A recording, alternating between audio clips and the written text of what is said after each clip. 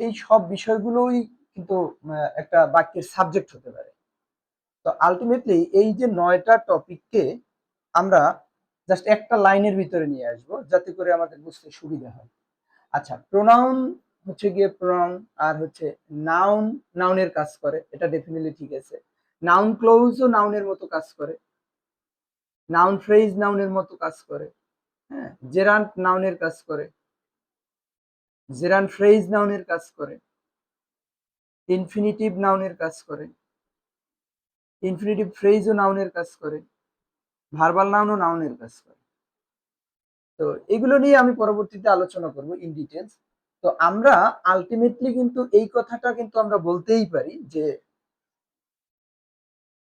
বাক্যের সাবজেক্ট হওয়ার যোগ্যতা একমাত্র নাউন অথবা প্রোনাউনেরই আছে, আর কারো কিন্তু নাই। সুতরাং আমরা এইটাকে বলতে পারি যে বাক্যের সাবজেক্ট হবে হচ্ছে গিয়ে নাউন অথবা প্রোনাউন, অথবা noun pronoun equivalent, noun pronoun equivalent, equivalent. আচ্ছা, ইকুইভ্যালেন্ট মানে সমতুল্য,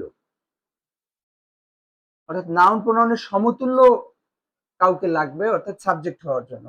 অ্যাডজেক্টিভ কিন্তু কখনোই বাক্যের সাবজেক্ট হবে না, কখনোই সাবজেক্ট হবে না।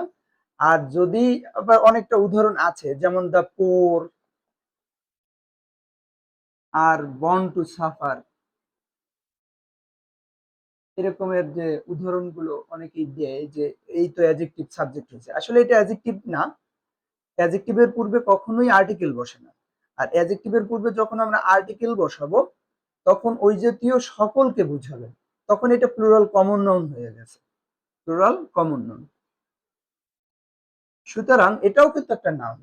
সুতরাং আমরা বলতে পারি যে নাউন প্রোনাউন ছাড়া পৃথিবীর কোনো টপিকই সাবজেক্ট বা অবজেক্ট হতে পারে না।